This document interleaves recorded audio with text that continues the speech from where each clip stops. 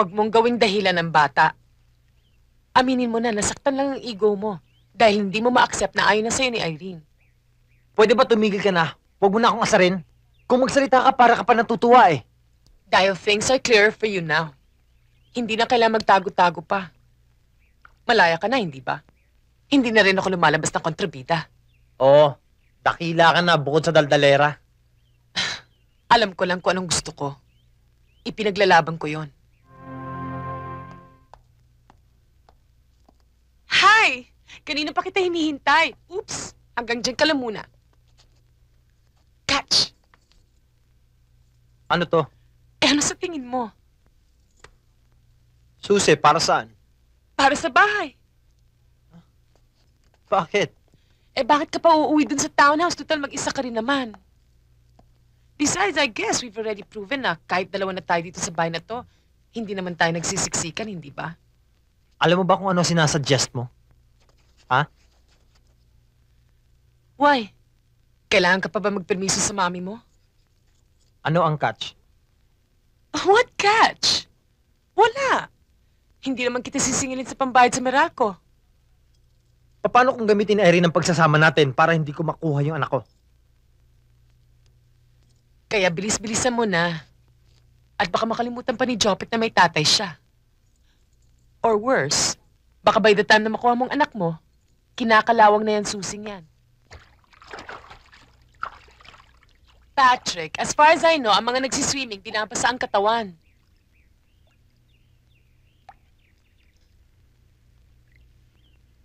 Siya na naman ang iniisip mo, hindi ba? Gusto ko lang makita ang anak ko. Ano ba, Patrick? Mag-iwan ka naman ng kahit konting pride para sa sarili mo. Pwede ba wag mo ang pinakaikilaman? Eh, tignan mo yung itsura mo. Sino bang matapang na lumayas? Hindi ba siya? Look, Patrick, you just have to accept the fact. Natapos na. The end. Finish. Huwag mo nang buksan pang nag-closing ceremonies na. Wala kang alam kasi wala kang anak. Patrick, huwag mong gawing dahilan ng bata. Aminin mo na, nasaktan lang ang ego mo dahil hindi mo ma-accept na ayaw na sa'yo ni Irene. Pwede ba tumigil ka na? Huwag mo na akong asarin. Kung magsalita ka, para ka pa natutuwa eh. Dahil things are clearer for you now. Hindi na kailangan magtago-tago pa. Malaya ka na, hindi ba? Hindi na rin ako lumalabas ng kontrabida. Oo, dakila ka na bukod sa daldalera. Alam ko lang kung anong gusto ko. Ipinaglalaban ko yon. Hindi ako maasa sa swerte. Kinukuha ko.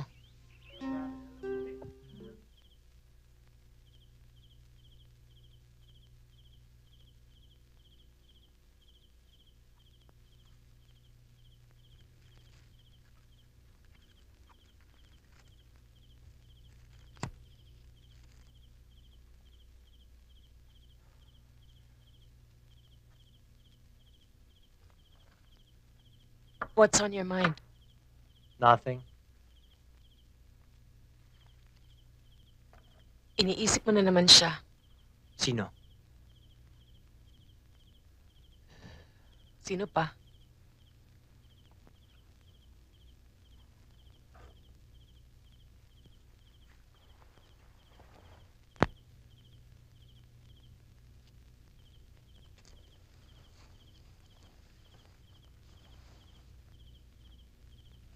Sana naman paminsan-minsan, maramdaman ko na ako lang nasa isip mo.